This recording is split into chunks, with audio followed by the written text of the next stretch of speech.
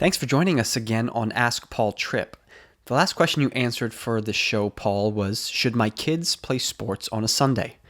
Since you were a local church pastor for decades, naturally you and Luella and your kids were always in church on a Sunday, so playing sports was just never an option, at least for your family schedule. So here's a similar question from a pastor. How can my wife and I help our kids appreciate church instead of it being a routine that the family has to participate in because it's dad's job?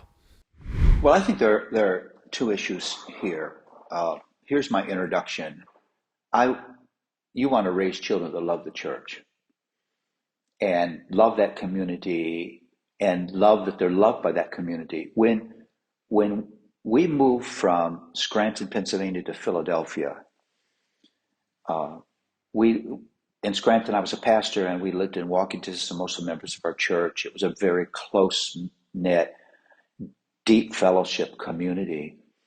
Our children, now living in Philadelphia, talked as much about missing adults as they did children because they were loved by those adults. They were part of their everyday lives. That's a beautiful thing. So you want your children to love that community, the church. I think there are two things that you have to deal with. One is often children in ministry families, pastoral families, feel like church just takes their dad away from them.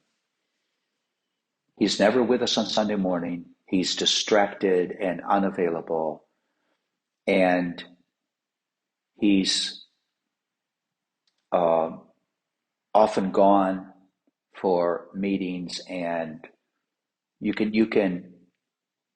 a child can begin to have this jealousy that the church gets more of my dad than I do. So you want to be very, very careful that your children don't grow up with that bitterness. I think the other thing is, I think often pastors are too vocal with their family about problems in the church and about people who are not responding well to their leadership, or people are critical about their preaching. Sometimes that happens because it's raw in the car on the way home from Sunday worship. The pastor's hurting. And so I want to shelter my children from that. Look, the church is imperfect. The church is a mess, but it's God's holy, wonderful gospel mess. And I want my children to love the church. And I think often the church as a job gets in the way of the church as a beautiful community of love and gospel instruction. Thanks, Paul. I have another question here from a pastor regarding family participation on a Sunday, slightly different. How frequently can I use my kids as sermon illustrations? So the fact of the matter is your children are on view because they happen to be the children of the most public person in the church, the pastor. So that's an issue already. I think you have to be very, very careful about exposing your children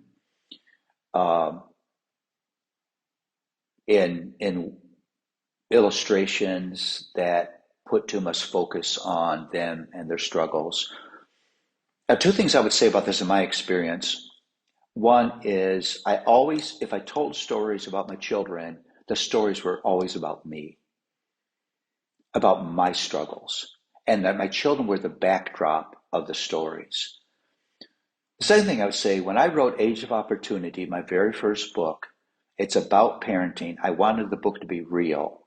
I went and asked my children if I could tell our story. I wanted them to say, yes, Dad, do that. And all of our children said, sort of laughing, yeah, if it can be helpful to other people, sure. And so I was able to do that. I think if you're going to tell a teenager's story, go to that teenager that week. and say, I'm planning to use this illustration. I would never do that if that would hurt you or uh, needlessly focus on you in ways you don't be focused on. And if you're not comfortable with that, I'm not going to do that. I mean, my first congregation is my family, and I can't forget that congregation in trying to minister to the larger congregation of the church.